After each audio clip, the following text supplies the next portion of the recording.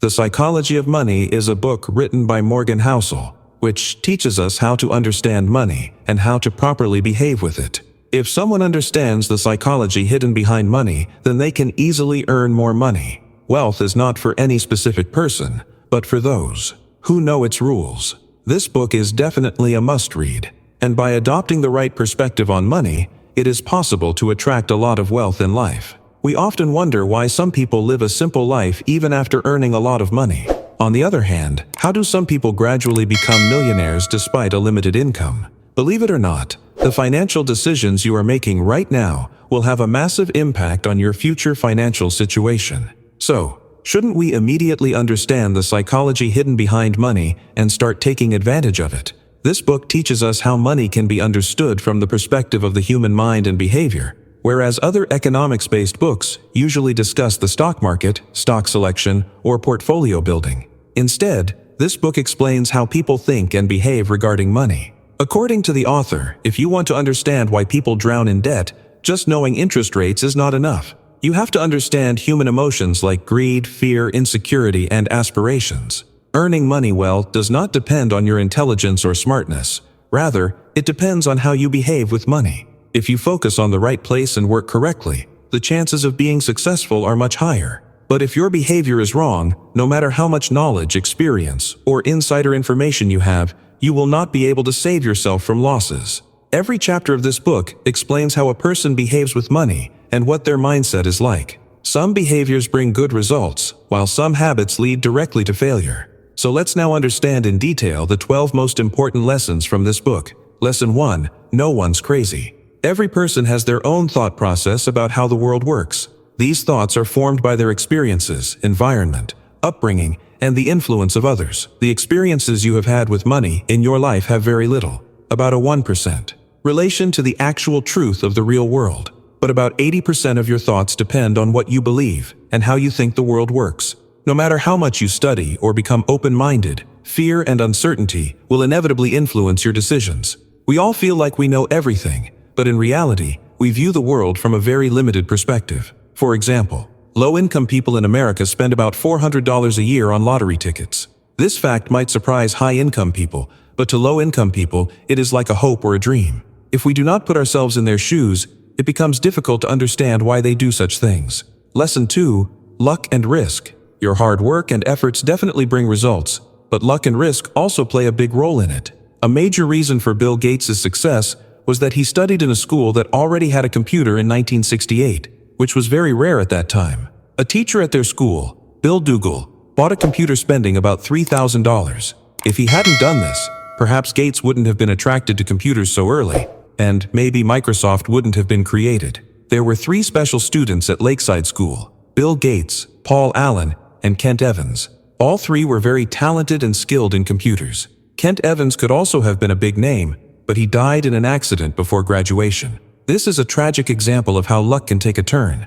It is clear from this that not only hard work, but also luck and risk determine our outcomes in life. The world is very complex. Not everything is under your control. Often, an event over which you have no control can also have a good or bad impact on your life. Lesson 3. Never enough. This is a story of 2 famous authors, Kurt Vonnegut and Joseph Heller, who went to a billionaire's party. Kurt jokingly said that Joseph Heller couldn't earn as much from his famous book as that billionaire earns in a single day. Heller smiled and replied, "Yes, but I have something he will never have. Enough." Enough means that when you understand that what you have is sufficient for you, you do not take unnecessary risks. The hardest art concerning money is this: ensuring you don't repeatedly push your goalposts forward. Comparing yourself with others is a big mistake. Capitalism encourages us to earn money, but it simultaneously creates envy in society. This game of comparison never ends, because there will always be someone higher up the ladder. Understanding enough means that taking excessive risks for certain things is not right, such as your respect, freedom, friendship, family, love, and happiness. Earning money by losing these things is not wise at all. The best way to win is to not even participate in such a tempting game. Lesson 4. The magic of compounding. The real secret of Warren Buffett's wealth is very simple. He is not just a good investor, but rather has been a consistently good investor for 75 years. He built the foundation of his real success at a young age and held on to it for a long time. His biggest strength is time. Good investing does not mean you have to make the most profit.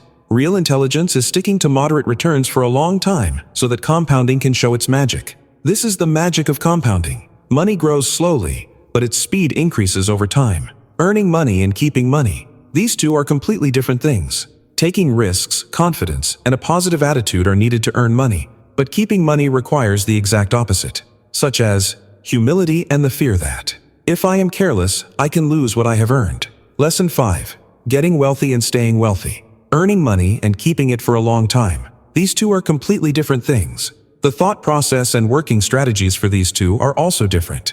To earn money, you have to take risks, always stay positive, and work wholeheartedly. But keeping money requires the exact opposite mindset, such as humility and the realization that the money you have acquired can be lost at any time. Michael Moritz, a major investor, says, "We have to understand that tomorrow will not be like the past. We cannot sit comfortably relying on past successes. We must always be alert and think that yesterday's victory is not a guarantee of future success. If you want to stay wealthy, you must maintain a survival mindset. 3 things are essential for this. 1. Create a strong financial foundation so that you can withstand market fluctuations and remain stable for a long time. Doing this will grow your wealth over time. 2. When planning, remember, no plan works 100% perfectly. There is a possibility of error in every plan. If you rely too heavily on any one thing, the entire plan can become weak. 3. Be optimistic about the future, but also be cautious about the dangers or challenges that come your way. Lesson 6. Tails. You win. This is the story of an art collector, Heinz Berggruen. He had amassed a huge collection of artworks by world-renowned artists like Picasso, Braque, Klee, and Matisse. People used to be amazed at his intelligence in buying art, but the reality is, he bought many paintings, and only some of them proved to be truly valuable and extraordinary. This means he was also wrong many times, but when he was right, he made a massive profit. In fact, any huge success, whether it is money, fame, or influence, is often the result of a tail event. That means out of thousands of attempts, one attempt becomes highly successful. Let's take an example of venture capital now. If a fund invests in 100 companies, they assume beforehand that 80 of them will be wrong or fail. Some will do somewhat okay, and only 1 or 2 companies will yield massive profits. The same thing happens in the stock market. Most companies fail. Some run on average, and only a very few make massive revenues. When you understand that the tail event is the real game changer, you also understand that many things will fail and be wasted along the way. And this is completely normal. Lesson 7. Real wealth is what cannot be seen. Wealth means money or property that has not yet been spent. That means what you have saved up. Author Housel says, "When people say, 'I want to be a millionaire,' they actually mean, 'I want to spend $1 million.'